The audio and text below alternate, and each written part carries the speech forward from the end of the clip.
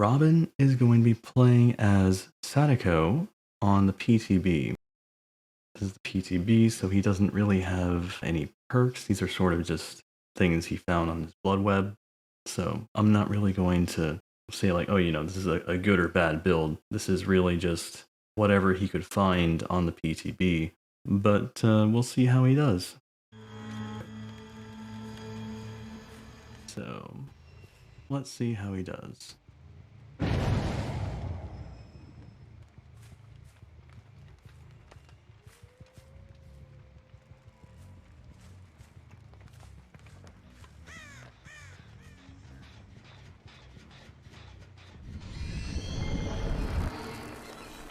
Alright, so let me rewind real fast. So, as you all know, Sadako is a stealth-based killer, right? This whole field is like an open field. It's a really bad way to approach a generator. Although he didn't have that much of a choice, like, what else was he gonna do, right? Sometimes the environment is just not in your favor. So in this case, just heading straight, I guess it's fine, it's fine. Just look how easy it is to see everything. I'm not gonna bash him for his approach here.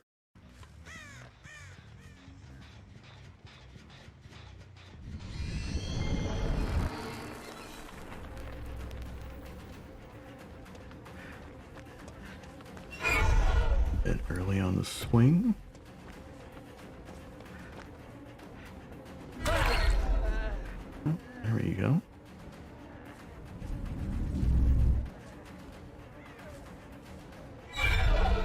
Ooh. Okay. Let me back up a bit here. Let's take a look at his perks here. I didn't actually go over what his perks were. Let's start here. Bitter Murmur, Call of Brine, Pop Goes the Weasel, and Blood Favor, okay? So, the one we're going to talk about here is Blood Favor, right? See, when he hits him there, Blood Favor procs.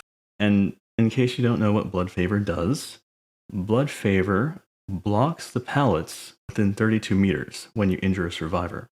So when a pallet is blocked, survivors cannot drop it. Now let's see what he does.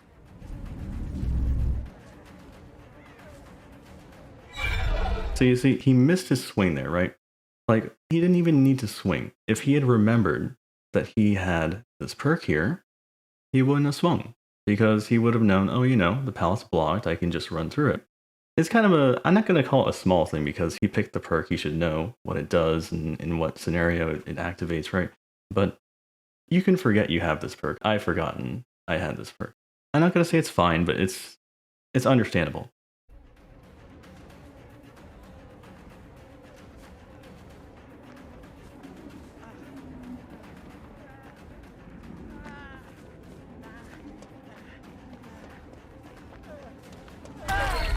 Very nice. Although I do think Bloodlust helped you out there.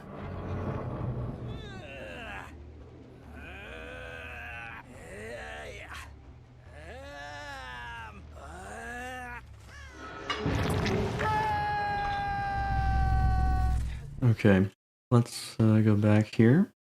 So you're hooking him, right? You're hooking him, and what do you see here? This is your Hex Totem. Right next to the hook. I wouldn't hook someone next to my Hex Totem if I had a choice. And I mean, if you go back here, there's a hook to your... Hang on, let's see if we can see it here. You can't really see it with all the obstacles, but there is a hook to his right. On this side. And he could definitely have picked him up and hooked him there. But he did not. He hooked him here. And that is dangerous because his Hex Totem could get cleansed by the person who is this Yoichi. He could see his Hex Totem when he's carrying him. It's right here. His teammate rescuing him. They could see the Hex Totem. So it's risky, It's risky.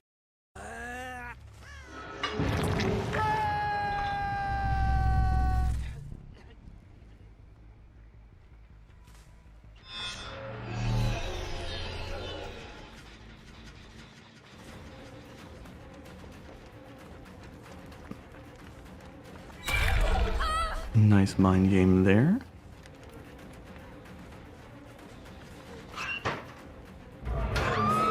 Oh my my gosh, that Claudette looks just like mine.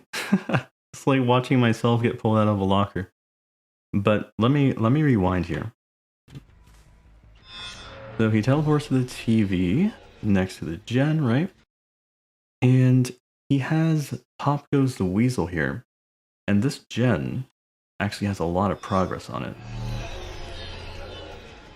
You can hear it, right? So, you know, he had two options. He could kick the gen, right, and get some guaranteed regression, or he could chase the Claudette and, you know, maybe get a hit. You don't know. You don't know. He might have missed this. Like in another match, he could have missed this. It was kind of risky. He pulled it off, which is great, but you know, it might have been a better idea to have kicked the gen. And even if he did this, like, look. Okay. So he picked up the Claudette, you know, like he got her, chase over, right? He could drop her right now and go to the gen and kick it. Because this is still up. That probably would have been the optimal thing to do. And it would have also procced Call of Brine, which is a second regression perk that he has.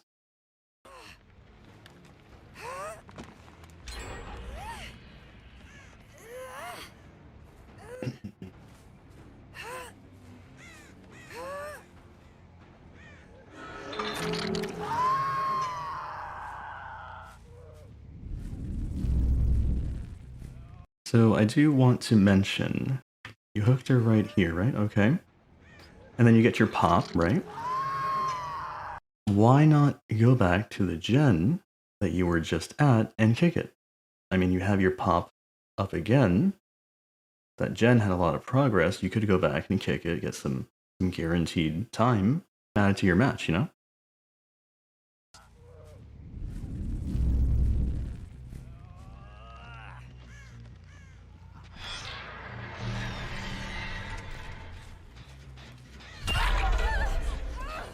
Nice, easy hit. Okay, I'm not sure. Hang on. I'm not sure why you did that. I mean, look at this gen. It has no progress on it. Why kick it? You could just commit to the chase. You know, maybe you'll get it down. I think it would have been smarter than kicking this thing. It has nothing on it. No progress.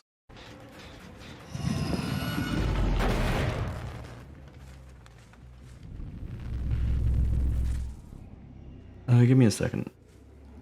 What do you think about this Dark Theory boon? Which one is that? Oh, nice. Hang on, I gotta talk about that.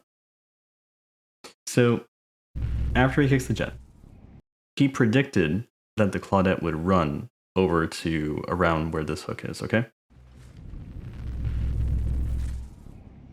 So what does he do? He teleports to the TV, and he meets her right here. He basically just runs right into him.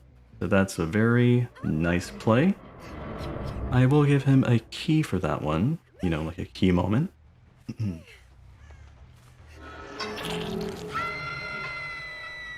Someone asked about the Dark Theory boon, which is that's the one that gives you the extra move speed, right? I mean, move speed buffs in general for survivors are very powerful. Okay, even if it's just 1 or 2%. In this game, in DBD, 1 or 2%, this is something interesting, okay? In other games, you have health bars, right? You have like 100 HP. Developers have some breathing room in terms of balancing. This attack can do 50 damage, and this attack can do 25 damage. It kind of depends on how easy it is to land a hit and all that stuff. In DBD, a basic attack always does 50% of the survivor's health. And a move speed buff, it can be the difference between winning and losing. It's like, it's all or nothing. You either get the hit or you get nothing, okay? 2% extra move speed can be that difference. It can be the difference between getting the hit and missing it. So that's why, even though 2% is not that much, it's still powerful, in my opinion. Let's get back to this. So where were we here? The Claudette. Let's see. Oh yeah, the part where he cut off the Claudette with the TV. Okay.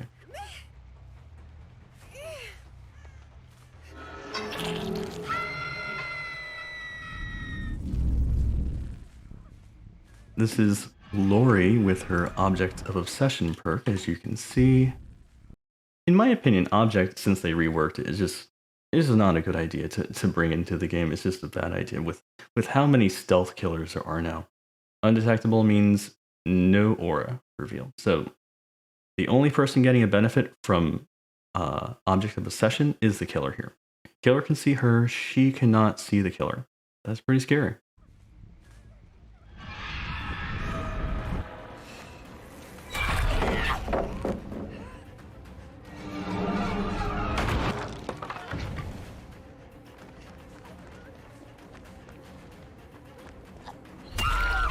Ooh, I'm not sure what she did there. Hang on. It's like she just ran into the wall. I'm not sure, maybe she lagged or something, but I think she could have made it to the pallet. Pretty sure she could have.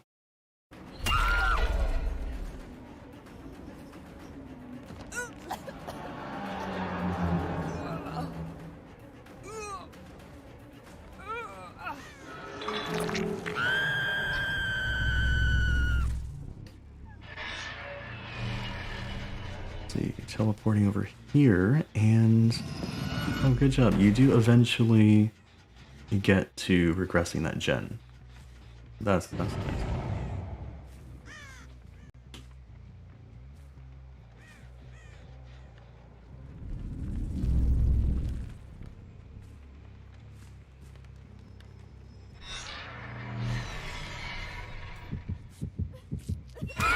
Oh, that is just bad luck.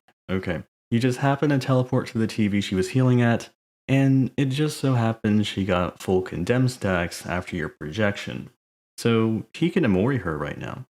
But you will see that he actually chooses not to. And you will see why a bit later.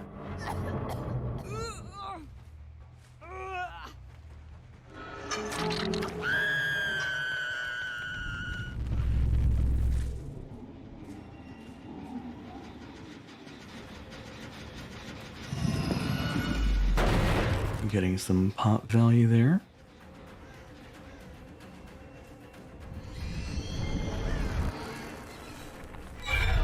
A nice try at mind gaming there.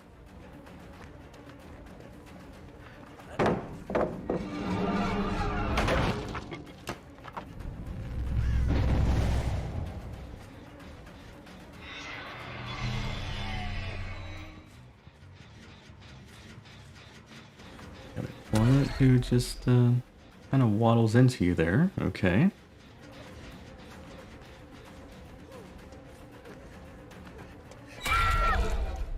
Ooh, yeah, it kind of looks like that Claudette just gave up mid-chase after seeing she was in a dead zone. And also, it's right here, after you hit her. You don't see it. Blood favor right here. Blocked the pallet that she could have used. So that's why this whole middle area turned into a dead zone. There was really nothing she could use. This perk, Blood Favor, helped you secure a kill.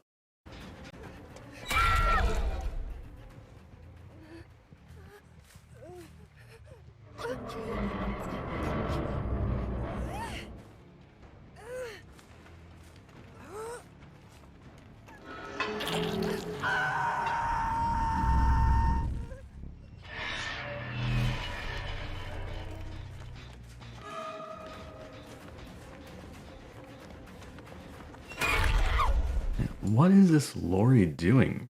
She had plenty of time to scout the area for pallets and windows, but she still ran into basically an area that was empty. Like, why? And she also, funny enough, has not gotten rid of her condemn stacks for some reason. I'm not sure if she's just new or she seems new to me, just the way she's playing.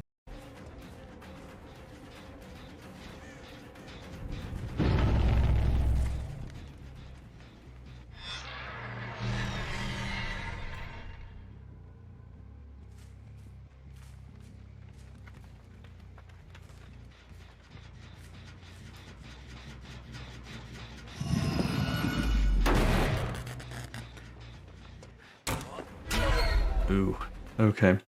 Okay, let's go back here.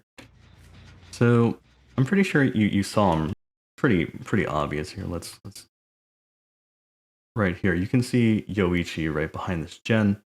It probably would have been a smarter order of operations, I guess you could say, to attack him first and then kick the gen.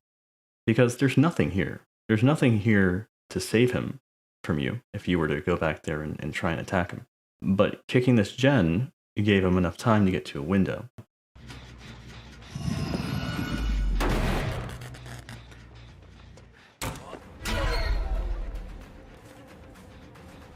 And by the way, Pop is kind of close to expiring here, but he had enough time. He could have attacked him and still gotten the kick, so yeah.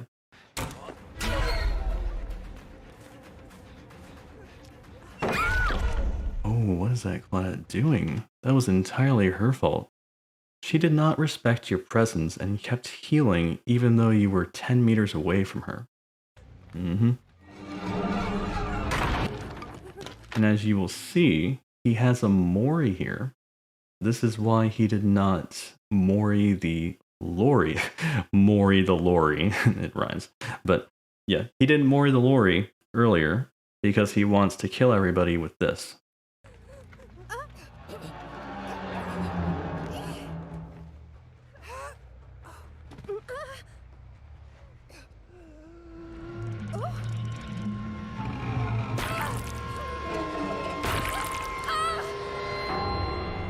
Wrecked.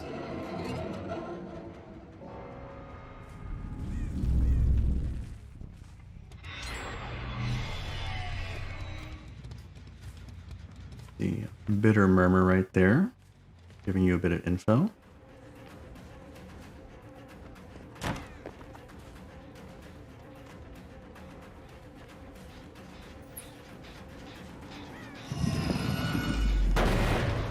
Okay, let's go back here. Right here, when you saw her vault this window, this is a very safe window if this wall is not broken. You should immediately have broken this wall. And then right here, well, let's keep watching here.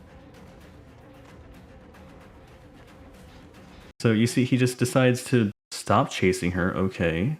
But then what does he do? He goes and kicks this gen, which has no progress on it. I have no idea why. And what's even worse, let's watch what happens here. Take a look at Call of Brine right there. It's about to be off cooldown. Look at that. He just put the perk on cooldown again. Also, they just cleansed his Blood Favor Hex. But it was useful while it lasted, so I would say he got some value out of it.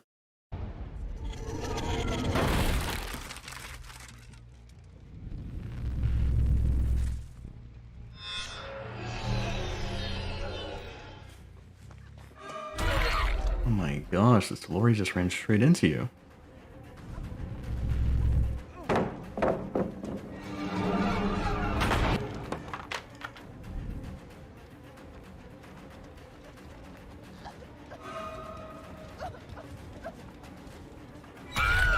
That is why you do not use Object of Obsession, okay? I mean, just look at this.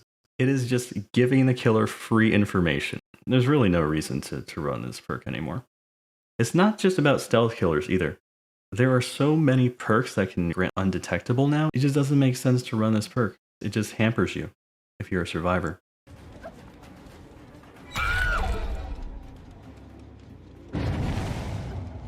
Oh, now you can Mori her.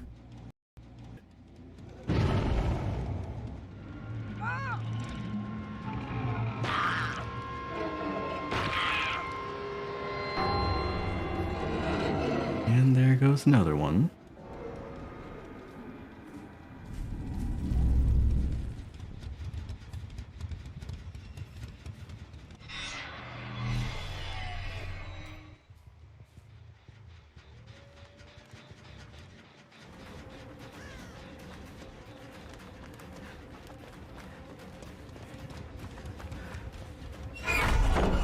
Oof. Alright. Let's talk about this. Alright, so we got Yoichi right here, okay. I'll tell you what the problem was, though. It was the way you ran. All right. It was the way you ran. You are chasing him. What you're not doing is you're not trying to cut him off at the closest pallet, which is over here.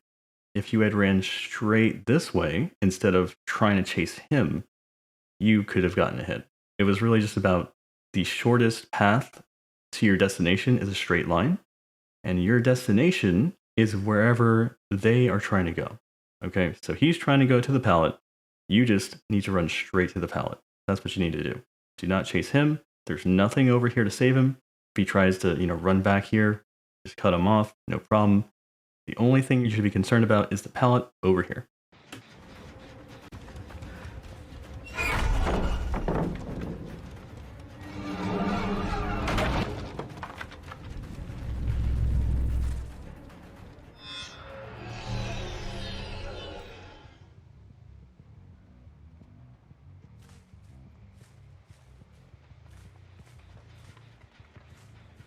Okay, so I do want to talk about this a bit. So right here, you teleport to the TV, no problem. But as you can see, there are no survivors around here. So what should you do? If there's no survivors by the TV you teleported to, it would make sense to cloak yourself again. You turn invisible because you still want to keep your element of surprise, right? But you don't do that. You approach this Claudette, who is over here, with your full 32-meter radius, and she can very easily hear that, and she gets a head start. She gets a head start. Look at that. It didn't have to be that way. You could have snuck up on her, but you did not cloak after you left the TV.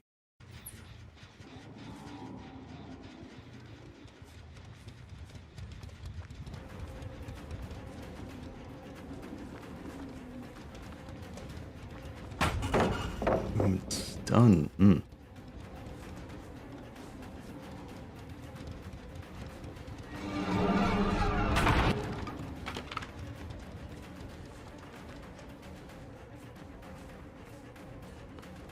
She might get this vault here. Did break that window, which is... Sorry, we broke the wall. Gonna help you a little bit, but... you decide to break the chase. Now, you break the chase, okay? It's fine, breaking the chase is okay if the survivor is giving you trouble. It's fine. Not a big deal. But there is something I want to point out. It was like a fraction of a second. You really had to be paying attention. Right? Let's see if I can kind of pause it. Okay, here we go. Right here. What is that? What is it, guys? Do you know what that is? That is a crow. It is a crow fading into the sky. That's what they look like. Like if a crow gets disturbed and they fly off, they will turn into these weird, yellowy, goopy looking things. I don't know why. It's just like the entity's sort of theme where things just evaporate, right? That's a crow. And the only thing that can do that is a survivor. Well, there are other things that can do it, but there's nothing else that you can do to disturb the crow from this distance. And there's nothing the survivor can do either. Unless, of course, they are running. If they are running in this area, then they will disturb the crow. So the other survivor who's working on this is running this way to your left as you chase Claudette to the right. You could have caught it.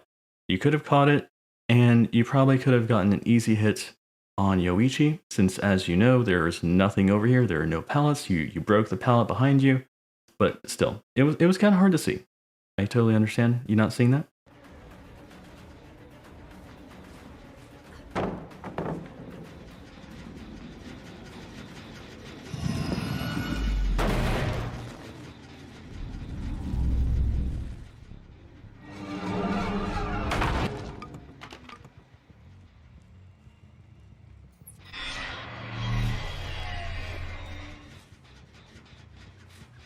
We have Claudette again. Let's see how it goes this time. Oh my gosh. She wasted no time dropping the god pallet, okay? I mean, look. Look, she had the perfect setup here. She could have vaulted this at least once, you know? Bought a little bit more time. She didn't vault the window once.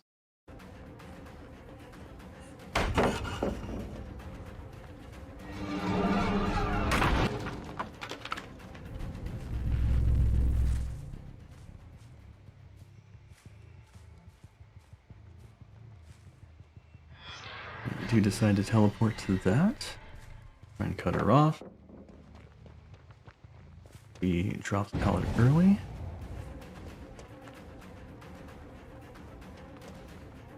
Pretty easy to see you over the debris here. Mind games aren't that great.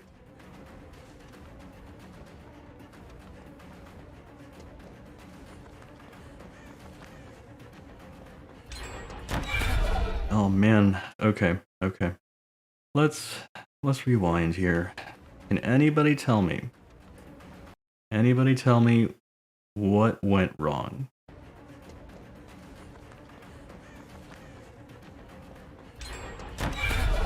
It happened earlier too. It happened earlier. What happened? She was chasing the survivor instead of the window. Yes, thank you. You said it perfectly. All he had to do was go straight for the window, and he would have gotten a hit. This is the only thing she had. There was nothing else here. The shack pallet was broken. He could have gotten a hit. This is totally his fault.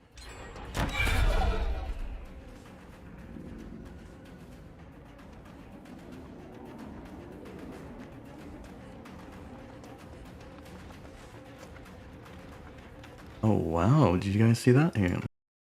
Look at this. That is Claudette faking the window. Looks like she's gonna vault it. So Robin goes left. And no Claudette. That's a window fake.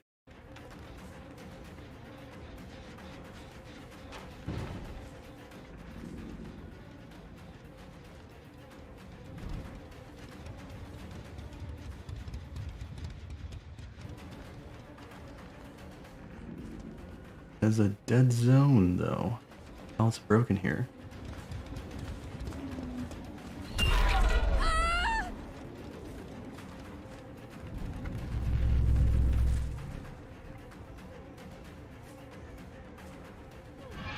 what she does. Okay, I guess she runs into the corner. Well, at the end when I look at the perks, this Claudette has boil over and flip flop and stuff, so she's running a kind of a wiggle out build, so that's probably why she ran into the corner to try and get some use out of them. But why did this chase take so long? Well, it was really just a few mistakes from you combined with a few good plays from Claudette, and that's all it took. This window fake right here. Mistake from you. You know, that's all it takes. Just a couple mistakes, a couple good plays, and then the chase lasts a couple minutes.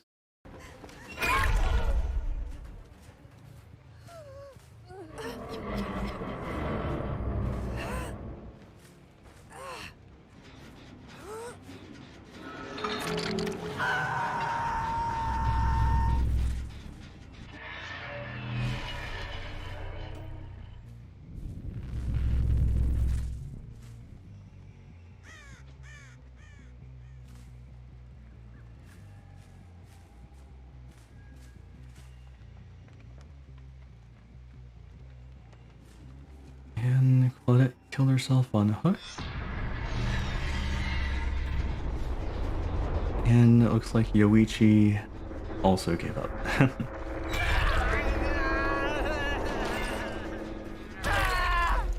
Oh, jeez. So dramatic, Yoichi.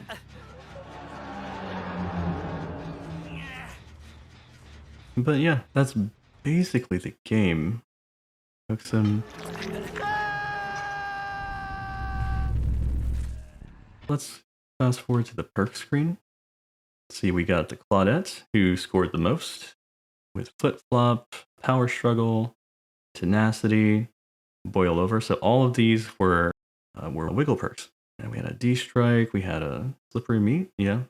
So, I mean, there wasn't anything too powerful here, honestly. And that's also probably why you had a fairly easy time winning. And maybe it's also because it's the PTB and these players they're kind of new, maybe. I mean, they didn't seem like they were that great. Lori especially was terrible. But let's see what happens here. Let's go over the good parts and the bad parts of the match. The moment that got like a key for me, I was impressed by, was cutting off the Claudette right here with the TV. This was good.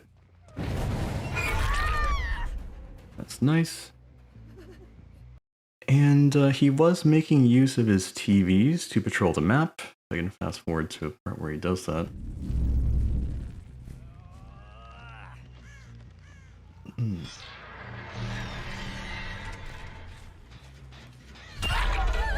So yeah, as you can see, just trolling the map with the televisions, that scored him a hit. So very nice. That's what you should be doing as Sadako. And also the mind games. The mind games during the chases.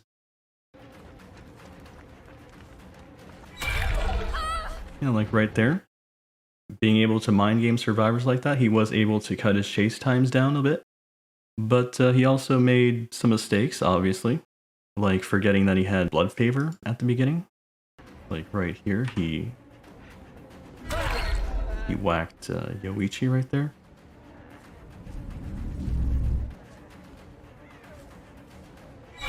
Yep, that was a mistake.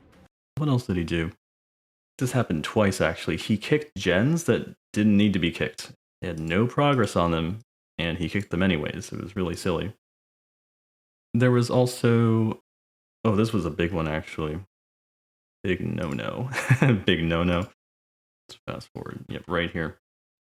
Chasing the survivor instead of going for the place that can save them, their escape route, right? But yeah, I mean, he still won, still got a 4K, but I'm not gonna lie, it's a big deal, okay? This part especially is a big deal, but they weren't so big that he couldn't win, okay? So he still won. Good job, man. You won the game. Anyways, any questions, guys?